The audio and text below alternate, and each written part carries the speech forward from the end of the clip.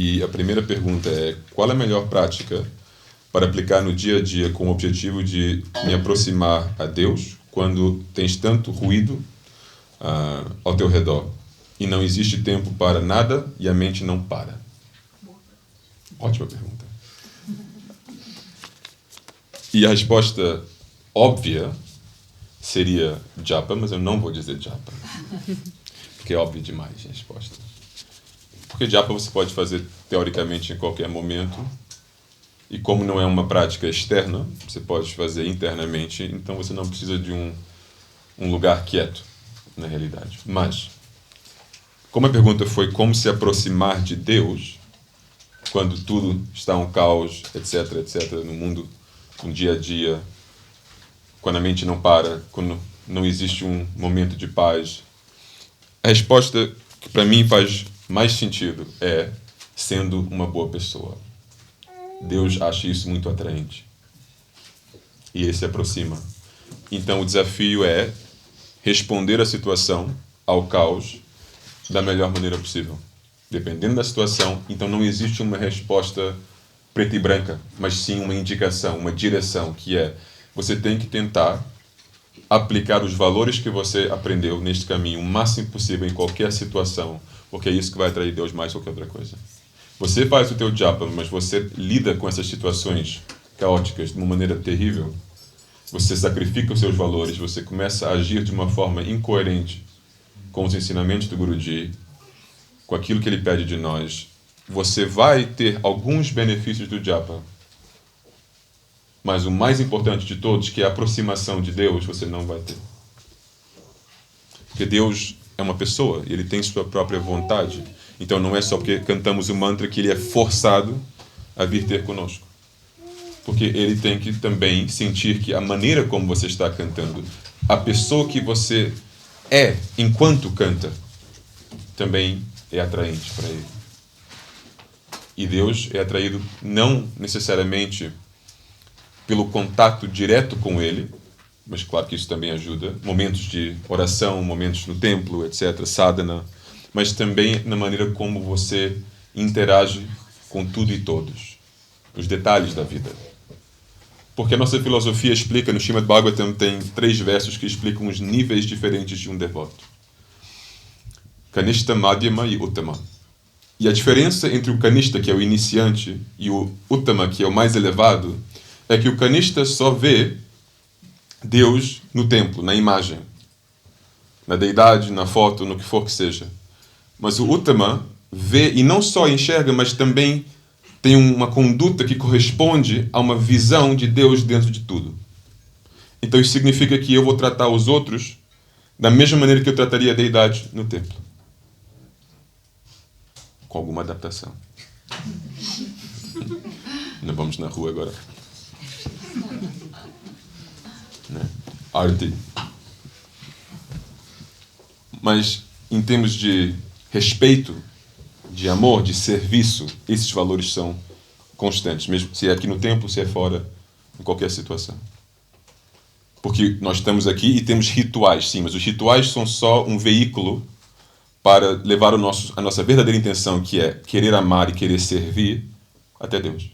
Então, essa mesma intenção pode se manifestar em qualquer situação, mesmo sem o ritual.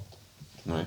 Então, as interações que nós temos com os outros, nossa vida caótica, no nosso dia a dia, o mais importante para se aproximar de Deus é criar uma coerência entre o que você quer, essa visão espiritual, e o seu comportamento prático, o seu comportamento diário. Não há outra maneira, na minha opinião. Pode fazer todo o sadhana que você quiser, ler todos os livros, mas se você não vira boa pessoa e você não vive esses valores, esquece. Não vai funcionar. Agora, o que eu também acho que é válido é que quando você nota que você não está capaz, você não está conseguindo viver esses valores, o que ajuda muito é pedir perdão, reconhecer essa falha em vez de justificar, desculpar, fingir que não. Porque, novamente, uma das qualidades que Deus gosta é sinceridade, honestidade.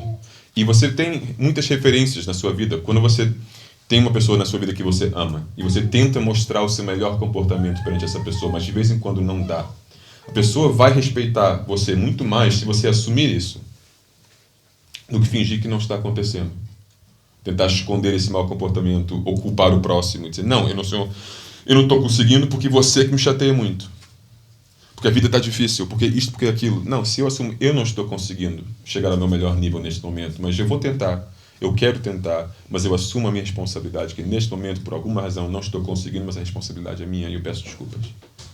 O que não custa muito, custa um pouco de humildade, que também convém ter. A pessoa vai aceitar isso. Então não é que eu estou exigindo ou recomendando a perfeição, mas uma maturidade de saber lidar com as nossas falhas também, da melhor maneira possível. Porque a tendência humana é, se você falha em alguma coisa, é imediatamente justificar essa falha.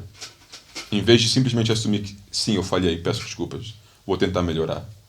Não, eu falhei mais. Existem razões válidas. Não é?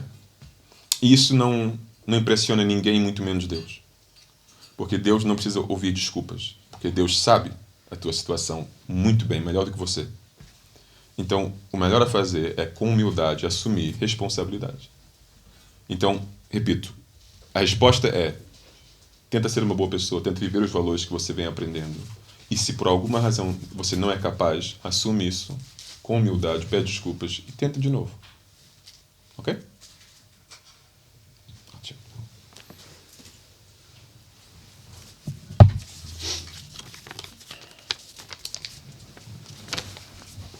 Quando vives anos seguidos com preocupações constantes e depois descobres que já não sabes ser feliz, por onde começar para voltar a ser alegre por voltar a ser alegre, a ser feliz novamente?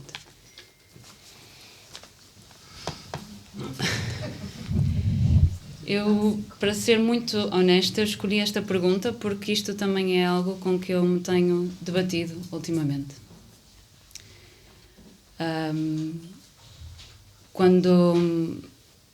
Não que eu queira agora sempre trazer a questão da minha doença para o chá de sangue, mas realmente é algo que me tem ensinado muito e eu acho que não faz sentido se eu não partilhar com os outros também. Mas quando eu soube o diagnóstico inicial, quando ele me disse na altura que eu tinha 3 meses para viver, o único conselho que ele deu, o primeiro, foi: aprenda a encontrar as pequenas alegrias da vida. Só isto. E eu acho que nós temos esta ideia de que a felicidade é uma coisa muito complicada, não é? Nós temos muitas expectativas daquilo que achamos que é ser feliz, quando eu acho que, na verdade, a felicidade está nas coisas pequenas, não é?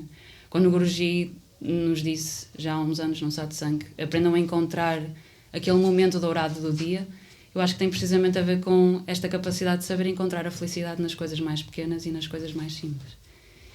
Então, esta tem sido também uma batalha que eu tenho tido para comigo mesma, porque eu vivia em Vrindavan, não é? Para mim, a minha casa, o sítio mais feliz do mundo.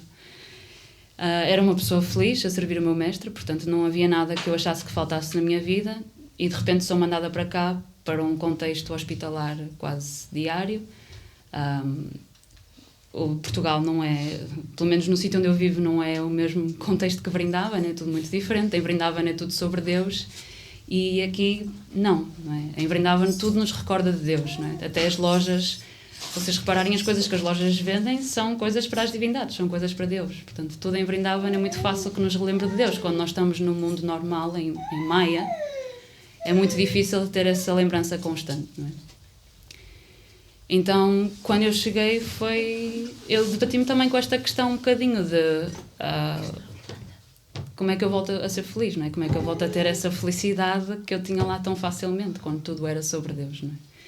Então passou e está a passar ainda, porque é uma descoberta constante, tornar tudo acerca de Deus, tornar os pequenos momentos sempre acerca de Deus.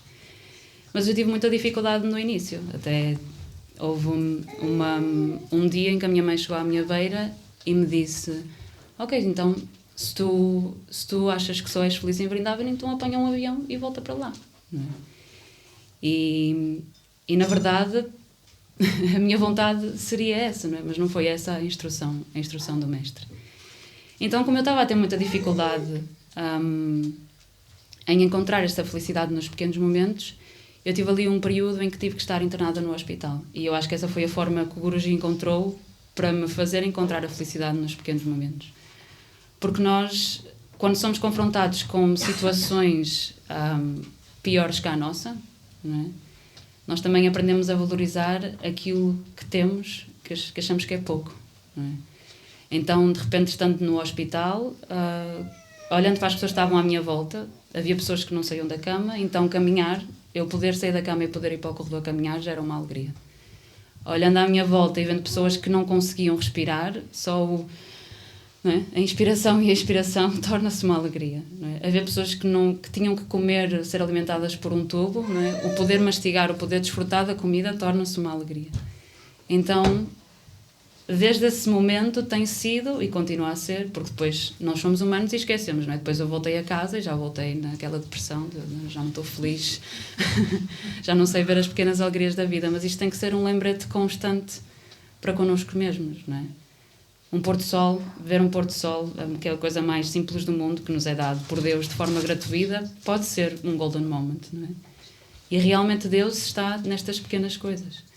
Acho que a felicidade não é aquilo que nós fazemos dela, mas não está nas grandes coisas, está nas coisas mais pequenas e nas mais simples. E eu acho que nós às vezes temos dificuldades em ser gratos por essas pequenas coisas que temos na vida. E acho que quando temos o Guruji na nossa vida, enquanto devotos, acho que esse também é um motivo suficiente para já sermos felizes, não é? Porque há sempre, independentemente daquilo que aconteça, há sempre um suporte e nós sabemos que há sempre alguém que está a olhar por nós. Então, eu acho que o encontrar desta felicidade tem que estar em vê-lo a ele nas pequenas coisas, em vê-lo a ele, lá está, não só no templo, não só no ritual, mas em vê-lo a ele nos outros, nas pequenas coisas e na capacidade de sermos gratos pelas coisas que temos. Eu acho que quando somos gratos, a felicidade é uma coisa que acontece naturalmente. Portanto, acho que primeiramente aprender a valorizar as pequenas coisas e a ver a felicidade nos pequenos momentos e segundamente acho que sermos gratos por tudo aquilo que temos. E eu acho que depois a felicidade é uma coisa natural que acontece. Às tantas nós já não damos conta e já estamos a ser felizes, não é? E pronto, acho que é um bocadinho por aí.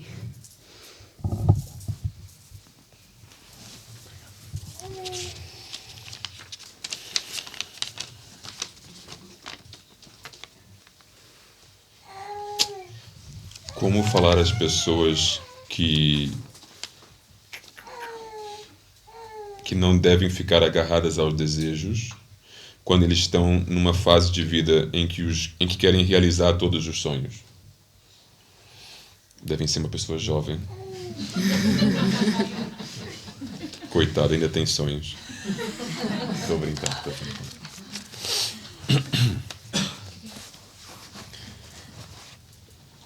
O problema não é querer concretizar os sonhos. O problema não é querer alcançar sonhos, ter sonhos, etc. Isso não é um problema. O problema foi posto na pergunta em si, que é quando a pessoa se agarra ao sonho, se agarra ao desejo. Porque esse apego, não deixa de ser um apego, é a prisão que criamos para nós próprios, em que já não existe a possibilidade desse desejo não se concretizar. E quando, eventualmente, você vê que essas coisas estão fora do seu controle e acontece que o desejo não se manifesta da maneira que você quis, você vai sofrer, porque algo que para você não era possível, você negava, recusava, aconteceu. Certo? Então você não tem preparação nenhuma para lidar com aquilo. Você não se preparou para encarar essa possibilidade porque você não aceitou que fosse possível. Ok? Então, o desejo causa muito sofrimento só quando nós não sabemos lidar com ele e nos prepararmos adequadamente. Só isso. Porque se você é uma pessoa sábia, você começa a entender alguns conceitos que Krishna nos ensina no Bhagavad Gita. Ele diz que algumas coisas são inevitáveis na vida. E o mais que nós queremos ignorar isso, não deixa de ser verdade. Uma coisa que é inevitável neste mundo, constantemente, é que tudo tem um fim. Não é? Tudo tem um fim. Isso é inevitável. Então, se você realmente engole isso, entende e aceita esse fato, você consegue fazer as pazes com esse fato. E fazendo as pazes com esse fato, você começa a ter a possibilidade de desfrutar da vida, de tentar coisas, de tentar alcançar objetivos, etc. Mas sabendo que eventualmente eles também vão terminar. Então, quando você já tem essa compreensão por detrás de qualquer tentativa, por detrás de qualquer desejo, por detrás de qualquer sonho, o impacto que você sofre quando eventualmente aquilo termina não é igual. Porque eu já sabia que ia acontecer, eu já me preparei emocionalmente para lidar com isso. O impacto que mais machuca o ser humano é quando as coisas acontecem do nada. Não estamos à espera. E aquilo acontece... É um choque, nós não sabemos lidar com aquilo. E em não saber lidar com aquilo, muitas vezes tomamos decisões horríveis. Porque estamos numa situação emocional instável, a mente começa a abanar. Krishna fala sobre isso.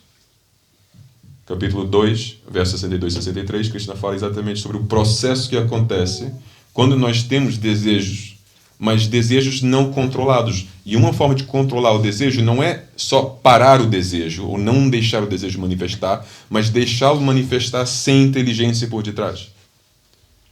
O que eu digo é, você pode correr atrás de um sonho, mas faça-o de uma forma inteligente, espiritualmente inteligente. Ok? Então, muitas vezes o que eu vejo, os devotos não conseguem juntar essas duas ideias, casar esses dois conceitos. Então, o que acontece é, ou os devotos dizem, eu vou me afastar um pouco da espiritualidade, porque não estou a dar conta, eu quero alcançar os meus sonhos no mundo, ou eles abandonam todos os sonhos no mundo, dizem, porque são desejos, os desejos não são bons. Então se tornam super espirituais, o que significa pessoas sem dinheiro e sem carreira. Ok? Muitas vezes é uma coisa ou outra. Não sabem casar as duas coisas de uma forma saudável. Ok? Eu ou não consigo ser espiritual o suficiente, ou eu tenho medo de ser um materialista. Então, vou me manter pobre. Ok? E o casar das duas coisas é a ambição, o sonho, o desejo, o que for que seja, casado com inteligência espiritual. Inteligência espiritual não é só reconhecer que as coisas terminam. É uma parte dessa inteligência espiritual. Outra parte é o desapego, que é, eu posso ter a coisa, desfrutar da coisa, mas tenho que também desenvolver a capacidade de largar da coisa em qualquer momento. Então eu tenho que aprender a viver sem a coisa também. Se eu crio dependências, não estou a ser inteligente. Certo? Porque eu crio uma dependência, uma necessidade, algo que pode me ser roubado em qualquer momento. Não é esperto. Terceiro ponto. Se eu sei o que o Krishna explica, que qualquer ação direcionada a ele é sat, significa uma ação com consequência, com resultado verdadeiro, e qualquer ação não direcionada a Deus é asat, algo que não tem efeito real, qualquer resultado que surge disso não tem valor verdadeiro, aí você entende que, então o detalhe que eu tenho que adicionar a qualquer sonho, qualquer ambição, seja ela espiritual ou material, é, eu vou dedicar isto a Deus. Então, se eu quero alcançar algo na vida, é para, de uma forma ou outra, servir Deus. Nos seres humanos, na humanidade, na terra, no céu, onde for que seja. Isso se chama o casamento entre os desejos e a sabedoria espiritual. E assim que você casa esses conceitos, deixam de ser desejos mundanos. Começa a ser um modo de serviço, que é um ato devocional, um ato espiritual. Porque o Guruji nunca criticou os desejos altruístas, os desejos verdadeiramente espirituais. Eu desejo amar Deus. Ele vai dizer, horrível, desejo, apego. Não. É exatamente isso que ele quer. Mas agora, existe uma diferença entre dizer eu quero amar Deus e eu quero ser o melhor amigo de Deus. Porque já tem que começar a questionar. Será que você quer ser o melhor amigo de Deus? Ou você quer ser visto como o melhor amigo de Deus? Porque há uma diferença enorme. Por que a palavra melhor? Melhor significa melhor que o outro? Por que você tem que se comparar? Por que não eu quero ser amigo de Deus? Por que tem que ser melhor? Assim que tem esse melhor, já começa a suspeita. O que se passa aqui? Entende? Então, os conceitos espirituais podem ser corrompidos facilmente pelo ego. Então, não é tão preto e branco esse assunto dos desejos em geral. A pergunta foi, o que dizer a uma pessoa que está passando por essa fase de querer concretizar os sonhos? Diga a essa pessoa para aprender um pouco sobre o que é a vida, o que é o ser humano, para introduzir inteligência aos mesmos sonhos que a pessoa tem. A pessoa não tem que largar os sonhos. Não tem que abandonar a sua ambição. Mas tem que evoluir o pensamento, evoluir a ideia a um ponto que corresponde com a realidade. Vou te dar um exemplo concreto. Quando eu tinha 16 anos, eu estava na escola e nós tínhamos um dia em que um aconselhador de carreiras veio na escola para falar com todos nós. Conversar sobre o que nós íamos ser na nossa vida. Foi um desastre. Mesmo. Então ele chega lá e começa a perguntar, 1, 2, 3. E eu, olhando para os amigos todos, assim, fingindo, o que eu vou ser? Não, rico, vou ser rico, mas nada. Ninguém sabia como, quando, mas... E ele dizia, mas se calhar quer ser um bombeiro, quer ser isso, quer ser isso. Bombeiro, quer ser rico. Né? Todos com objetivos claros, mas sem qualquer estratégia. E ele chega lá e diz, malta, atenção, eu aqui já gastei 1 hora conversar com vocês individualmente. Ninguém conseguiu dizer uma única resposta que eu considero realística. Vocês estão todos falando sobre coisas que menos de 1% da sociedade atingem. E gente, mas que negatividade. Mas o fato é que ele estava dizendo a verdade. Vocês têm esses grandes sonhos, o que não é mal, mas não correspondem à realidade. Ele disse assim, eu fui perguntar aos professores, pedir as vossas notas. E ele vê que tinha um monte de pessoas na turma chumbando, mas dizendo que queriam ser as pessoas mais bem-sucedidas do universo. E ele, não é que vocês não deviam pensar assim, não é que vocês não deviam tentar, mas neste momento, essa ambição não corresponde à sua realidade, ao seu esforço, etc. Então, ou você tem que baixar a ambição, ou aumentar o seu esforço. Mas alguma coisa tem que mudar. E todos nós, revoltados com esse homem, não gostamos de nada. E ele foi embora. Que desperdício de dia. Mas ele tinha toda a razão. E eu fui um dos parvos que disse, eu vou ser rico e famoso. Não só rico. Hoje em dia é famoso. Rico Imagina ser um rico Zé Ninguém, ninguém conhece. Não.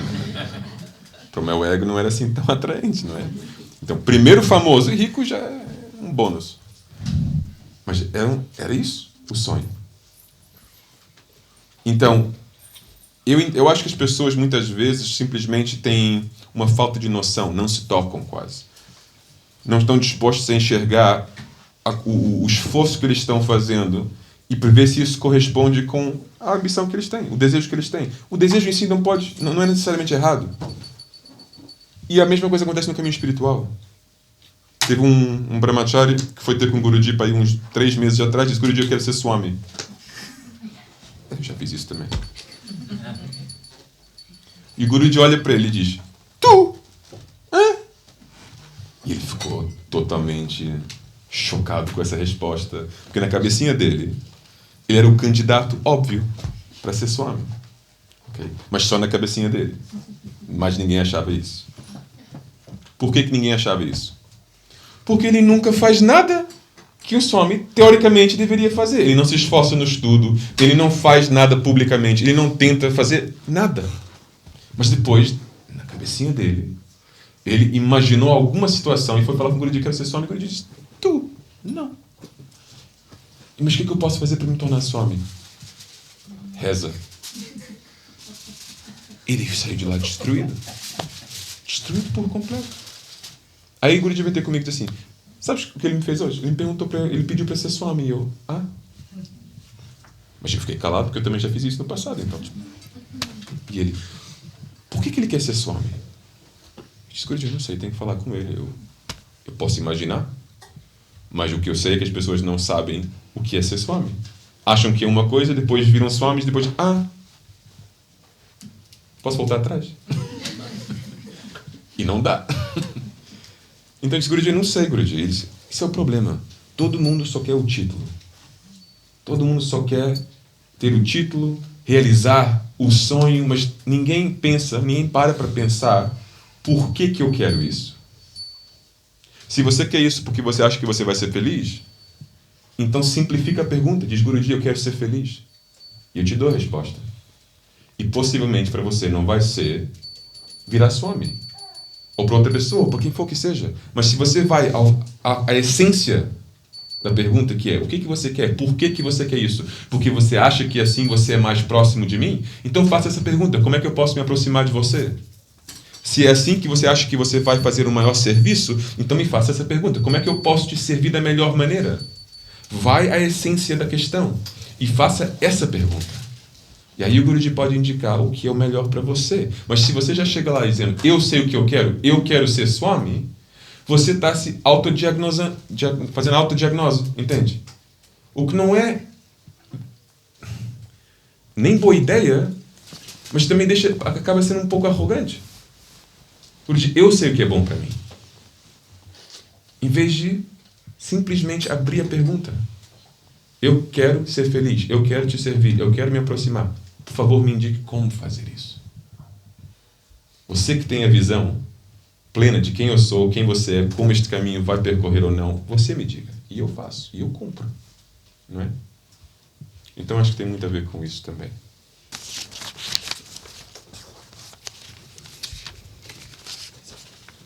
Obrigado, era isso que estava. É uma pergunta com 2 alíneas. Então, porque existe tanto disse que fez, etc., entre os devotos? E a linha B, que atitude cada um deve ter perante essas situações? Excelente pergunta. É engraçado porque, pronto, eu estava a pensar no que é que eu ia responder e aquilo que eu tencionava dizer amanhã tem muito a ver com isto também. O Guruji disse uma vez que a maior parte do karma que ele retira dos devotos não tem a ver com as nossas vidas passadas, não tem a ver com aquilo que nós fazemos no nosso dia-a-dia, não tem a ver com as nossas boas ou más ações. A maior parte do karma que ele retira dos devotos é do quanto os devotos falam mal uns dos outros e do quanto os devotos fazem mal uns aos outros. Essa é a maior carga de karma que ele retira de cada um de nós. Que é uma coisa assustadora de se pensar, não é? Porque depois eu olho para aqueles cartazes, como aquele que está ali, e estava a observar o cartaz que está ali, que é aquilo que nós vamos celebrar amanhã, não é? É o Vasudeva Kutumbakam, o mundo inteiro como uma família, porque todos vimos do mesmo sítio, não é? E eu acho que isto acontece porque nós falhamos em ver isto, nós falhamos em ver que somos todos uma família, falhamos em ver que vimos todos do mesmo sítio e falhamos em ver que Deus está dentro de nós, mas também está dentro do outro, não é? Mas isto é uma coisa que acontece para o bem e para o mal. Eu por exemplo, a semana passada, ou quando estive com o Guruji disse-me algo e eu recebi, isto aconteceu na Alemanha, não é? E eu recebi uma mensagem da Índia a dizer, alguém dizia, porquê é que eu tenho que saber disto através de rumores? Ou seja, aquilo que o Guruji partilhou comigo já se sabia na Índia e depois a mãe dessa pessoa que vivia nos Estados Unidos também lhe mandou uma mensagem já com uma versão completamente diferente daquilo que o Guruji me tinha dito. E não foi uma coisa que eu andei a partilhar assim de livre vontade. Portanto, isto acontece para o bem e para o mal entre os devotos, não é? Eu acho que isso parte muito da nossa necessidade de ter...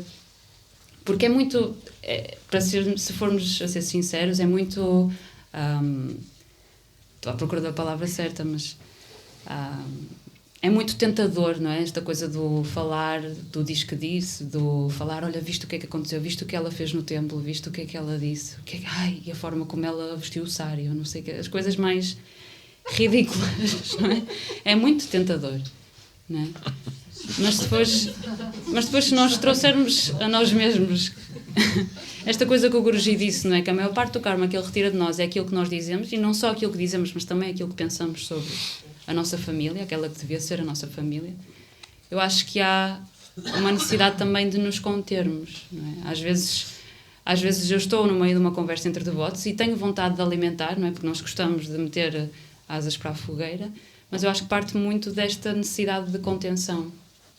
Primeiro a contenção nos atos, mas também a contenção depois nos nossos pensamentos, não é?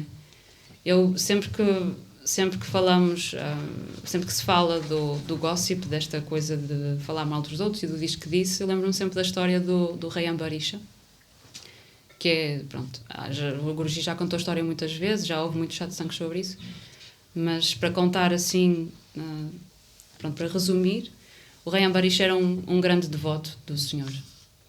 Então ele fazia muita penitência e há uma determinada altura em que ele está a fazer um jejum que durou 1 ano, juntamente com a sua mulher, e ele estava nessa altura em Vrindavan a fazer esse jejum e está a chegar o período de quebrar o jejum, não é? Nós temos aquelas horas certas para quebrar o Ekadashi, para termos os benefícios desse jejum. E o sábio Durvasa decide visitá-lo com toda a sua comitiva, não é? E o sábio Durvasa chega e diz... Ele era conhecido pelo seu temperamento algo difícil, pouco paciente, mas o rei, como é muito humilde, ele recebe-o, não é?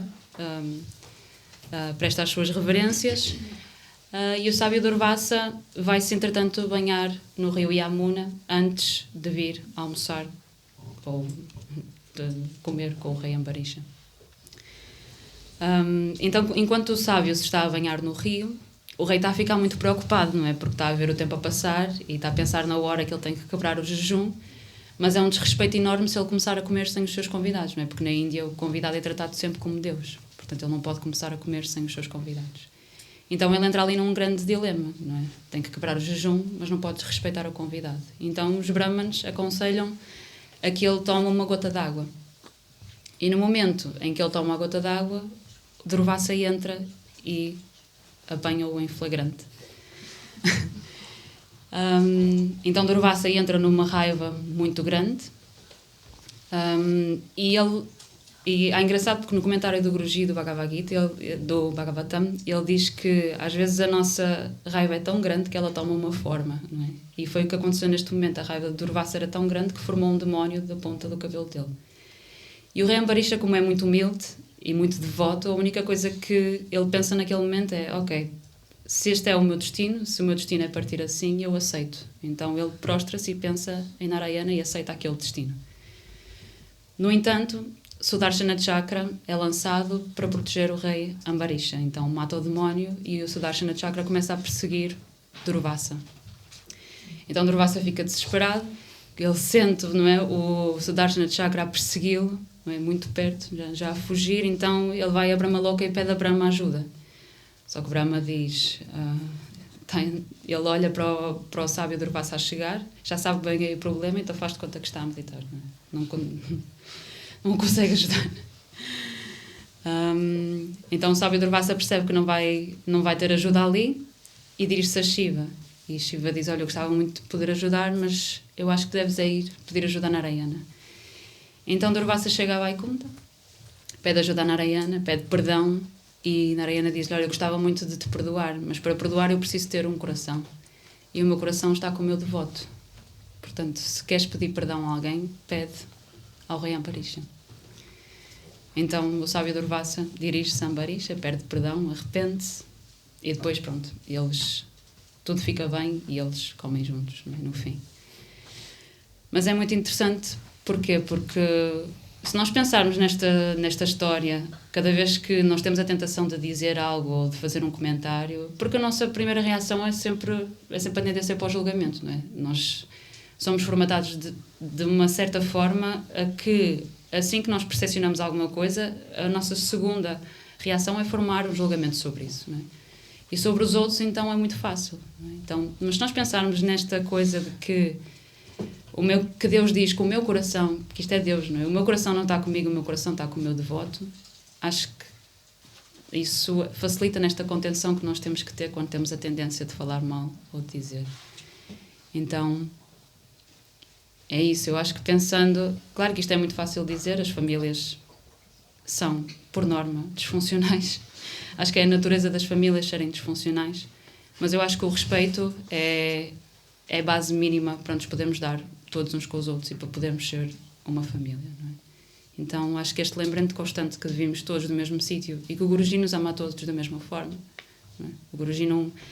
Claro que na lila externa dele pode parecer que há pessoas que são mais próximas ou mais distantes dele, há pessoas que ele gosta mais ou pessoas que ele gosta menos, mas aos olhos do Guruji nós somos todos iguais, não é? E eu acho que é esse o pensamento que nós temos que ter por trás das nossas ações e dos nossos pensamentos e do nosso comportamento quando estamos rodeados de outros devotos.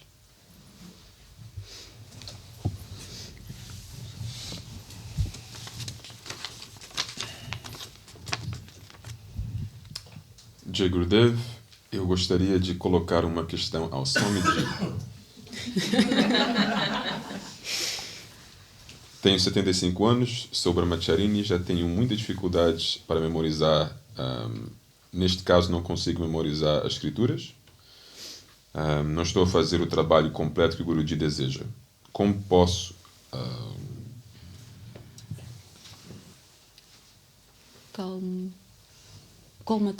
colmatar um bocadinho a minha situação, além das orações diárias? Obrigado. Eu adoro esta pergunta. Estou a falar sério. Por quê? Porque foi qualificada por eu não estou a cumprir o que o Guruji pede de mim até um certo ponto, né? Se todos tivessem essa mentalidade, era ótimo. Sério. Sim. Neste caso, a pessoa em questão tem uma dificuldade em cumprir a vontade dele e está a procurar soluções para cumprir essa vontade. Se todos nós tivéssemos essa atitude, íamos longe. O triste é quando as pessoas que não têm dificuldades em cumprir, não cumprem na mesma. Por quê? Sei lá. E não sou eu que vou agora questionar cada pessoa para ouvir 1000 desculpas.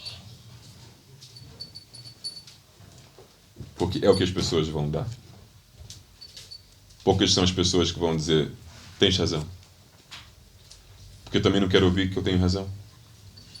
Porque não muda nada. Não vale a pena dizer desculpa, não vale a pena dizer tens razão, não vale a pena nada disso. O que vale a pena é mudar. Reconhece que não estás a cumprir algo que o Guruji pediu? É um processo, deveria ser um processo super simples.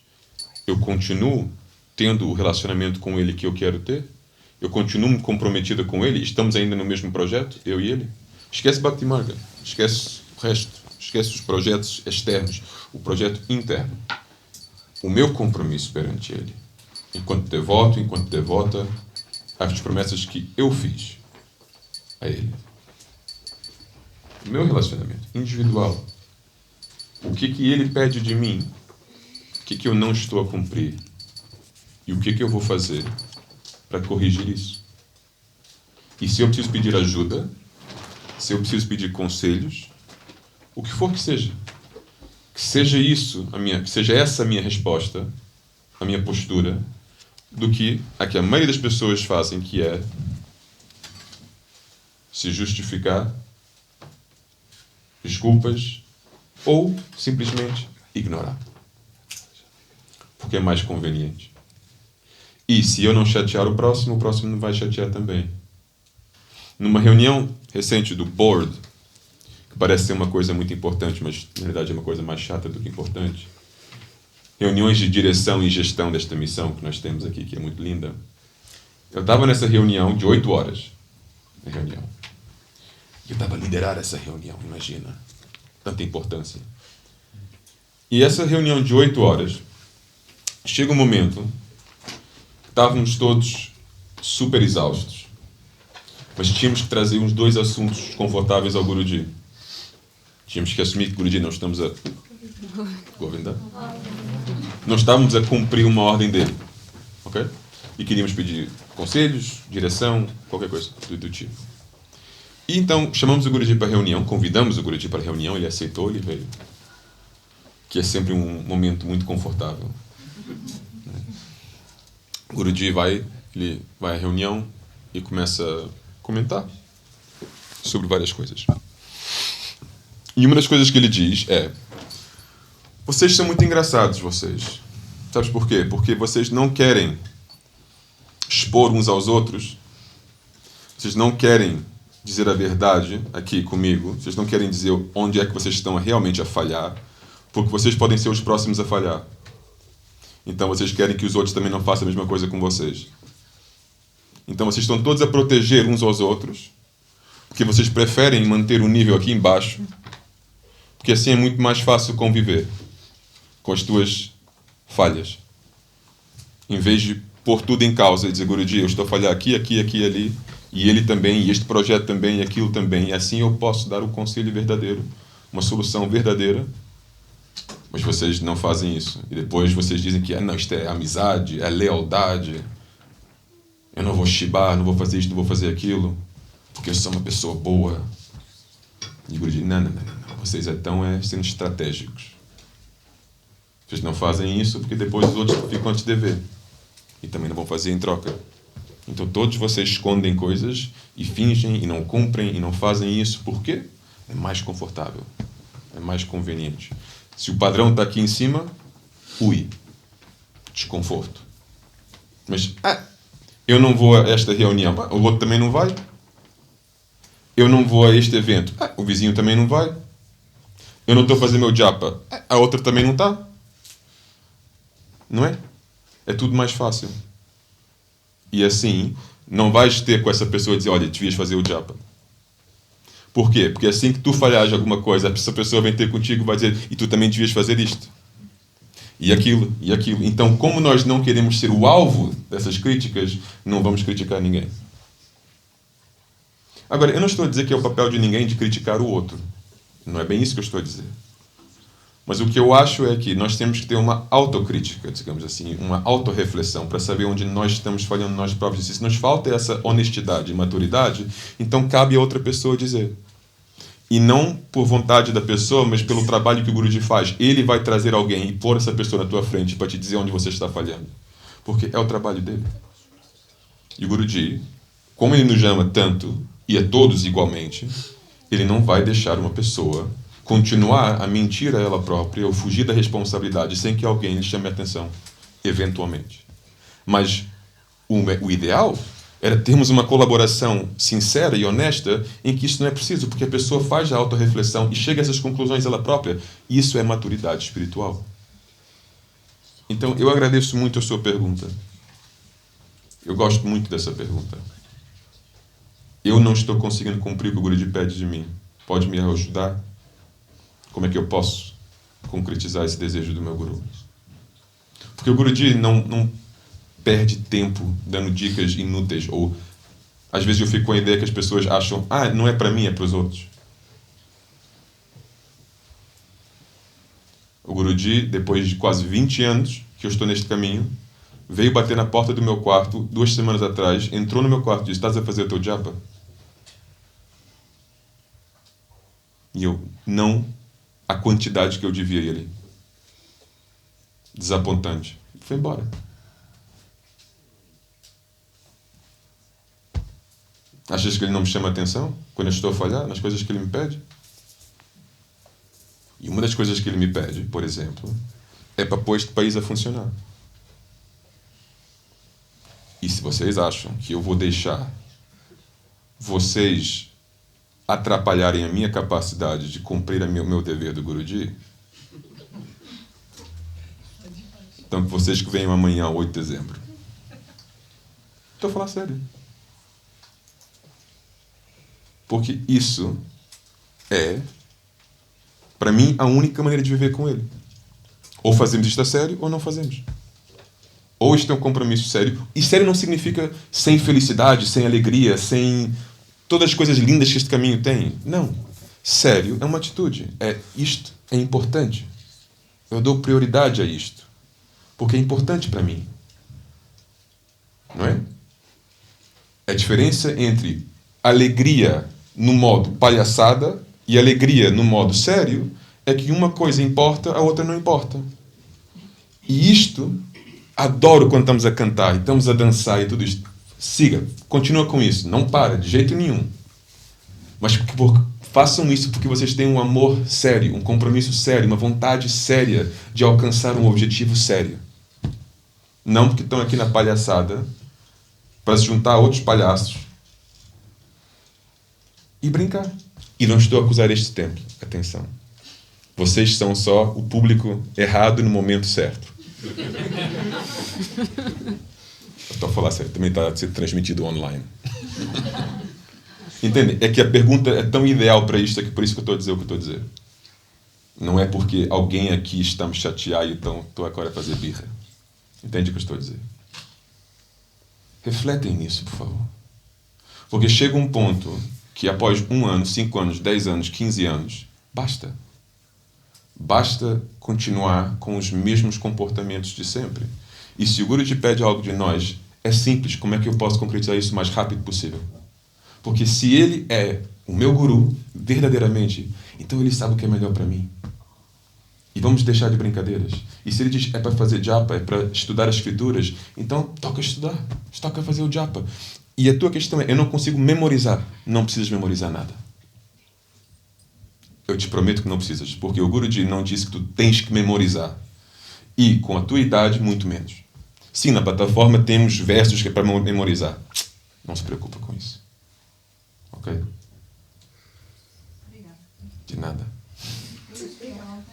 Mas ele pede para estudar. Sim, eu tenho estudado o que posso, mas depois esqueço logo a seguir. Mas Não faz mal. ontem o Swami, pelo seu satsang, Certo. que me pôs completamente em transe, que eu fiquei super aflita. Só ontem à noite eu fiquei Então eu espero que hoje eu tenha resolvido esse aflito, porque não foi a minha intenção.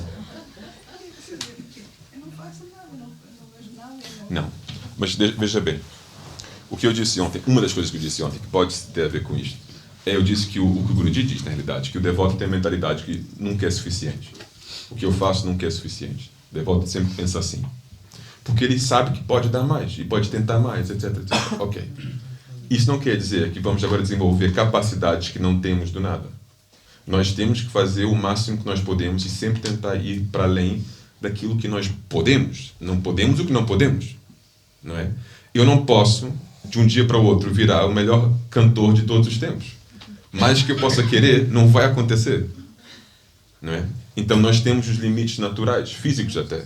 Não é? Só temos 24 horas no dia. Não podemos mudar isso. Então existem vários fatores que vão limitar a nossa capacidade de qualquer maneira. E no teu caso, pode ser idade, pode ser qualquer coisa, mas tu tens que então adaptar a situação e fazer o melhor que tu podes. Mas não tens que dar chicotada e dizer eu não estou conseguindo, porque se você sabe sinceramente que você está se esforçando dentro da tua realidade, está tudo certo. Tudo certo, faz as pazes com isso. Tudo certo. Sério. Porque, eu te repito, tem pessoas com 20 anos que não abrem um Bhagavad Gita. Muito menos memorizar. Então, o fato que fazes isso, e estás preocupada por não poder memorizar aos 75 anos, eu bato palmas para você. Gurudev? Tem... Desculpa, me mandaram outra pergunta no Telegram. Peço desculpa. Só respondo esta depois. Já acabaram a tarde da cortina? Já. Ok. Então, só mais uma pergunta. Também vou responder rapidamente.